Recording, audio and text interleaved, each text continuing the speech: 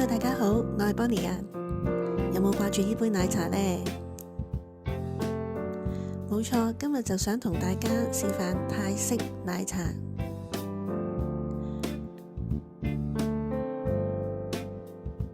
不過今次呢杯奶茶呢，就唔係用絲襪沖，而係我喺泰國生活嘅時候，佢哋教我就用呢一個咖啡機嚟到沖嘅。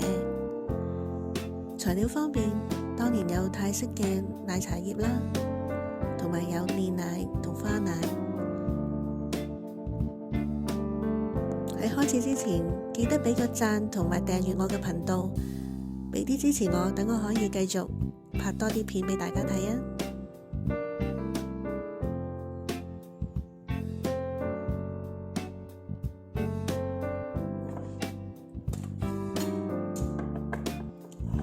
沖泰式奶茶，咁多隻茶葉入邊，我覺得最好飲都係手錶，呢一隻係老牌子嚟㗎。通常佢哋就會用紅色罐呢一隻泰式茶葉，咁而我今次買到呢一隻呢，佢仲係獨立包裝，一包就可以大概沖一杯，都幾方便。咁我今次呢，就喺呢一度拎咗大概2包嘅份量出嚟，示範俾大家睇啦。咁想要一杯好飲嘅泰國奶茶呢，我發覺原來咧一定要做拼配，好似我哋港式奶茶咁㗎。咁除咗紅色罐嘅茶葉之外咧，我就另外咧會加入金色嘅茶葉。喺香港嘅朋友喺九龍城或者喺手錶奶茶專門店咧，有機會都可以揾到。而喺外國嘅朋友咧，就可以去亞洲嘅商店啦。咁我都曾經有見過咧，都有得賣嘅。紅色罐嘅茶葉就比較粗身，而且味道咧就比較濃啦、霸道啦，我覺得。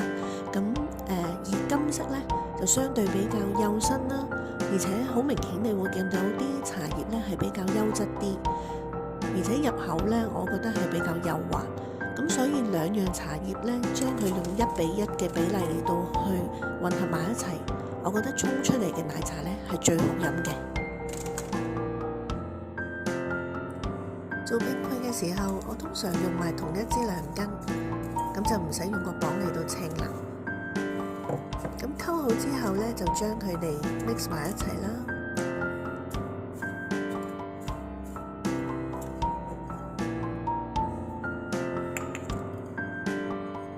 溝好咗未用晒嘅茶葉，我哋可以放喺密實袋或者茶葉罐度保存。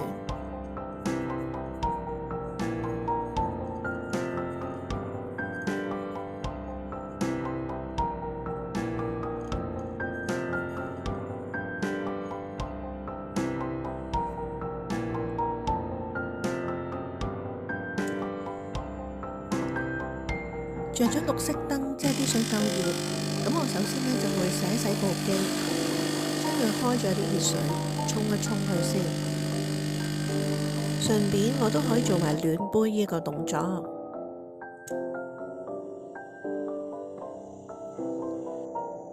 然後就喺個杯入邊加入煉奶。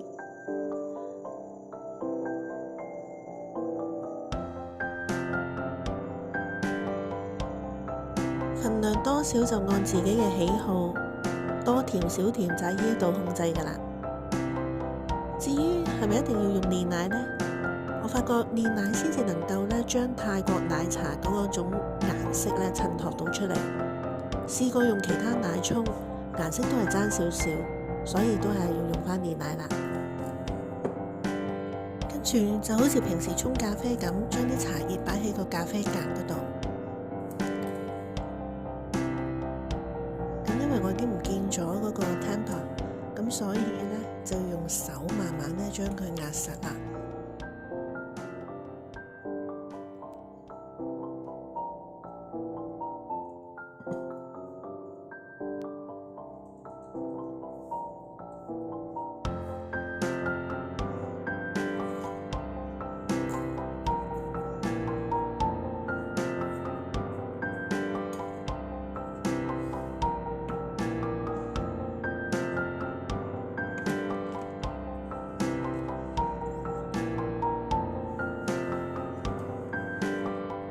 住就好似平時沖咖啡咁，放返去嗰個位置，開機。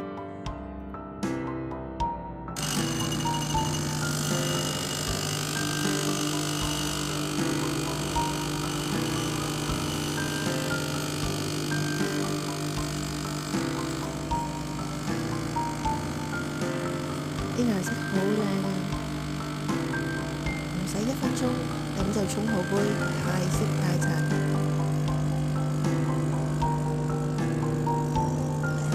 用金茶葉沖出嚟嘅顏色偏深，但我哋加返淡奶，咁就靚返晒㗎啦。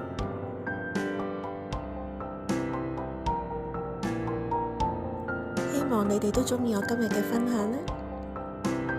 未走之前，記得俾個 like 同 subscribe 我嘅 channel。下次見啦！